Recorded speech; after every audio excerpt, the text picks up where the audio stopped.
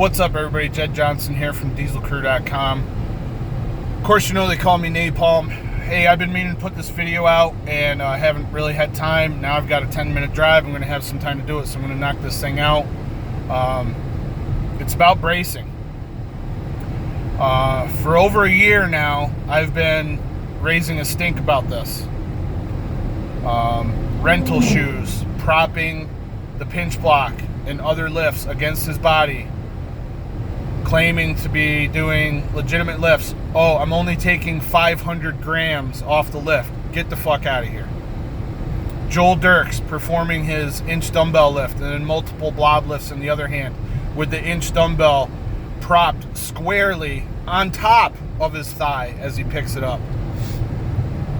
Derek Palmieri doing the Crush It Us certification with the Rolling Thunder pinned solid against his medial thigh.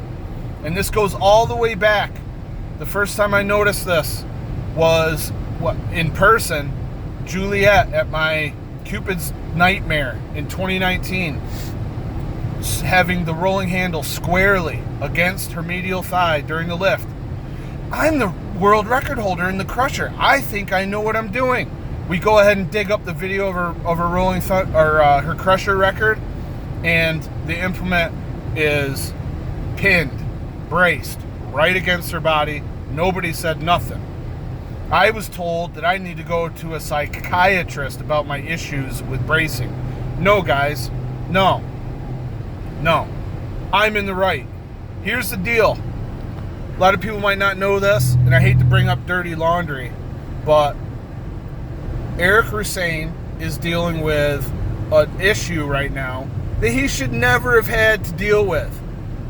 Now, what I've always said from the beginning is you get these big lifters putting up these big numbers and doing these substantial feats and certifications, and they've got their lifts braced against their thigh. People are going to see that and say, oh, that must be okay to do.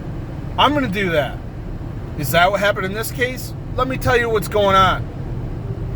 Ivan Pachenko, I didn't know this, but he has been apparently running multiple King Kongs in the past, going from place to place to make sure he can get as many people involved in the contest as possible. That's amazing, brother. My hat's off to him.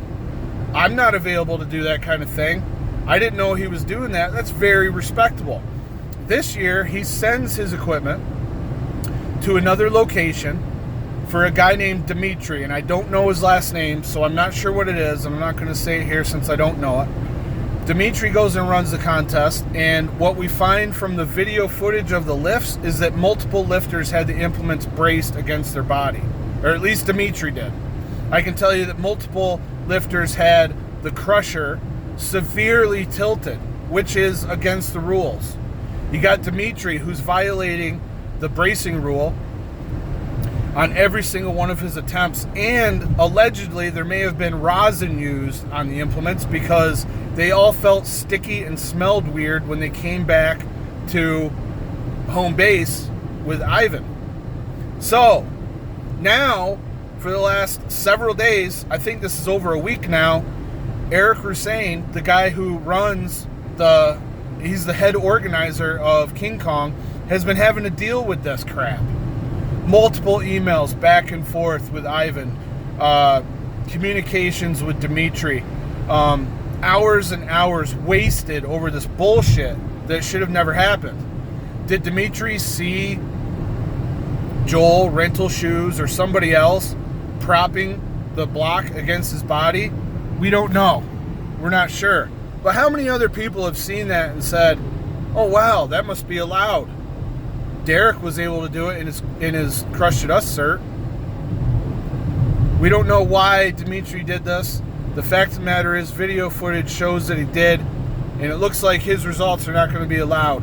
But it's a lot of stress, a lot of bullshit going on behind the scenes that a lot of people don't know about, and it's not right. There's no reason that Eric Hussein should have to deal with that right now at this point in the game. I can't believe anybody would do that unless it's like a training lift, but people are posting this stuff pretending it's legit. And it doesn't matter how many times people are told that it's bullshit. They just keep on doing it because they don't give a shit. But this is the problem. People see that, they start doing it. Before you know it, there's a lot of people bracing. And those aren't the only names that are bracing. It's just the 3 right now that I can think of. But I go on people's like Instagrams and YouTubes all the time and say, hey, just so you know, you got that implement braced against your leg, and that's not allowed in competition. Eric Hussein does a tremendous amount of work for all of us in grip sport behind the scenes. He enters almost all of the results. That takes time. And I got news for you, dude. Nobody's making any money on grip sport by running contests and organizing leagues and stuff like that. Arm lifting might be trying to, and they might be trying to, never mind about that. To focus on Grip Sport International, I'm not making any money. I'm just trying to break even. Eric Hussein ain't making any money as far as I know of. Maybe enough to cover a hotel room when he travels or something, like cover food expenses. Nobody's making any profit from this. This is all volunteer. This is just us trying to keep things going in the right direction, grow the sport, and maintain integrity for all the lifts. And you got these other people with shotguns just shooting holes in everything. And it's unnecessary for a good man who I have a tremendous amount of respect for, Eric Hussein, having to deal with this kind of crap. Ivan Pupchenko, can't even imagine the stress he's gone through and the frustration. And he's the King Kong winner from 2022. And to do the things that he's done to help promote the sport in his country, to go around, run multiple King Kongs at different venues, travel, I guarantee he's losing a bunch of money doing that. And then this Dimitri guy goes and braces, allows severe tilt to the crusher outside of the spirit of the rules, and possibly using alleged rosin or some kind of sticky substance on the implements. It's unbelievable. It's disgraceful. We need to do better. We need to do better. We need to nip this in the bud. And if a promoter sees that, you got to call it. It's just like if they don't lock it out, you don't give them the lift. If they got it braced, you don't give them the lift. If they've got a handle gripped off center, you don't give them the lift. Make them do it again. That's all there is to it. We are depending upon you guys. We are depending upon you guys to follow the rules. All right, I'm off my soapbox. I'm back. I'm here where I need to go. So wish everybody the best. Sorry if I got a little heated and used some bad language, but it's frustrating being in my position, seeing this, and it just keeps going on, and people support it and all that stuff. We got to open our eyes. We got to make calls where it's necessary and be constructive about it, of course, if you see someone doing that. But like if someone's pinching 245s and they're doing another feet in the other hand, or lifting an inch and doing another feet in the other hand, you can't be propped against your body. Incidental contact is one thing, but having it completely propped against your body, don't support that.